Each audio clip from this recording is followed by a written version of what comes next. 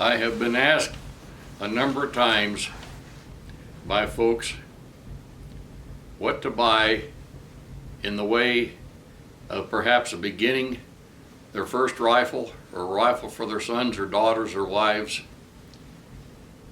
Folks that can't afford to buy a custom rifle. We've got just about an endless variety out here in the way of rifles that might suit the need. I'm going to suggest certain rifles here because I feel, because of the way that they're built, the way that they work flawlessly, the way that they function.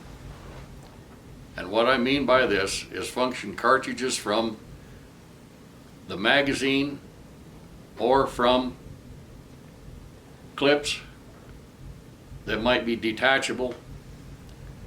There are various aspects to this that give you a better working type of a rifle.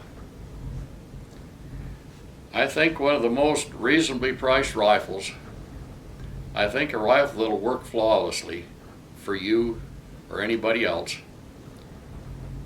is the Tikka. The Tikka is made by Seiko. This is a very simple rifle. There are very, very few parts to this rifle. The bolt works extra slick. It's got a very good trigger. It can be adjusted to almost any weight within reason that you want. It's got an integral machine dovetail on the top of the action that accept scope rings. This is a very solid mounting system. So I'm detailing every aspect here. The scope mounted in these rings on this rail is less apt to get knocked off of zero, being bumped, than other type of systems, especially systems where their mounts are held by small screws and so forth. And the stocks come injection molded plastic stock. It's a fairly quality stock. It's stiff, it's rigid, it's firm, it fits, it's acceptable. The rifles are reasonably light. They also have very nice rifles for a little bit more money with wood stocks.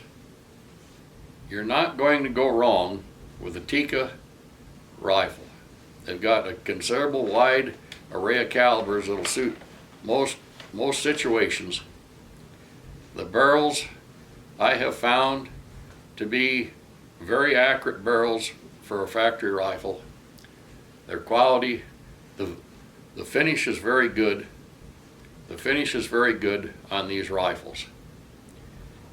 The barrels are hammer forged barrels. Very good steel in these barrels. The barrel should last quite a long time. The particular steel that they're using, I don't know exactly what it is. That information is not particularly available. But you won't go wrong with that rifle. Another rifle that's very, very good too, this is the Weatherby Vanguard. And this includes basically the Howa rifle, because it's the same action. It's the same action made in the Howa factory and for Weatherby to make their Weatherby Vanguards. These rifles also have hammer forged barrels. They've got a nice slick bolt. It works well. They feed well out of the magazine on these rifles. These are not detachable magazine rifles. They just cartridges fed in the normal fashion out of the magazine. And the fit and finish and all overall appearance of these rifles, whether it's a nice wood stocked rifle or whether it's a synthetic stocked rifle, the rifles all handle well, they function well, they've got reasonably decent triggers in them, and a reasonably decent safety situation, a very good extractor. Actually, both the Vanguard and the Tikka have very good extractors, and I don't think that you'll have a problem with these rifles. And anyway, there are a lot of other rifles out there. You know, Savage has got some offerings, and there are various offerings, you know, from other parts of the world, rifles that are being imported in here. Pregera seems to have a reasonably decent rifle, seem to work and function well, seem to be quite accurate. Franchi's got a rifle that I believe is a quality rifle, works and seems to function quite well. And I believe that those rifles that I mentioned are probably the top of the list. The first two that I mentioned are certainly at the very top of the list. Other rifles, and sometimes, you know, we've got a situation here where they only make it in a synthetic stock model or a wood stock model, but I don't think that you'll go wrong either way, whatever the offering is. And we have got a situation here also, scopes. I always recommend Leupold scopes. Leupold has an affordable line of scopes, and they're lower price scopes. Their Freedom line, that's a very nice scope. They've got the VX31, that's a very nice scope, and those are a bit lower price scopes. They're not inexpensive scopes, they're not cheap scopes. I won't recommend something that's actually cheap.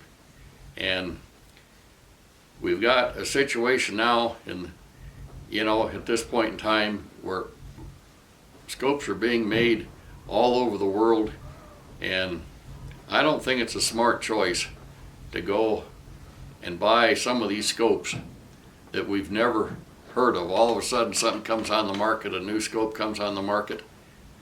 I'm a bit dubious of whether that scope's going to be able to be repaired, quickly. I can tell you that Leupold takes care of their product, and you'll probably have it back in 10 days or 2 weeks, but it might take 10 months to get it back from some other part of the world if you buy some foreign scope. And as far as these factory rifles go, a lot of people want to use factory ammunition. We've got quite a wide variety of ammunition, and of course here, if you're hunting, you need to buy decent ammunition. What I mean by that is with bullets that are actually designed for game, not target type bullets that have no business out here in the game field to try and take game with. Federal's got a pretty good offering. Winchester's got a pretty good offering. Remington's got a pretty good offering, and Barnes has got a reasonably good offering for these various calibers and so forth. And in some instances, some of it by specific caliber is a bit more accurate than others. And if you're going to shoot factory ammunition, you might buy about 3 or 4 different brands and see what's going to shoot best in your rifle, because not every rifle will shoot the ammunition, to an accurate, an accuracy level that you might think is acceptable. And I've seen a lot of instances here in the past few years where some of these rifles with some of this ammunition will actually shoot sub 1 inch at 100 yards, and I certainly wouldn't want to be shooting anything that wouldn't shoot at least that in a factory rifle with factory ammunition. And just because that rifle that you have doesn't shoot the 1 or 2 brands does not mean that rifle's an inaccurate rifle. It simply tells you that the ammunition is not up to par as to what that rifle likes. So it may be very good ammunition. It might be a good choice bullet-wise, but it just may not run in that particular rifle. So you're going to have to go through various aspects here and try different brands, different bullet weights, and so forth. And as I said, buy something that's designed for game. And Winchester's got available in a considerable different number of calibers. They're Deer Slayer ammunitions. This is an all copper type of a bullet with a plastic tip. And from reports that I'm getting back from folks, this is very good ammunition. It seems to be very accurate, and from everybody that I've heard from, and every caliber that people have tried this in, and works very, very well, does a very, very good job on game, and you might try it, especially the folks that, you know, are shooting deer and so forth. That's what they've designated this. That does not mean that you couldn't use it on hogs or elk or whatever else. You certainly can, provided that, you know, it's a good bullet, and that is a pretty good bullet, the way that it's been designed.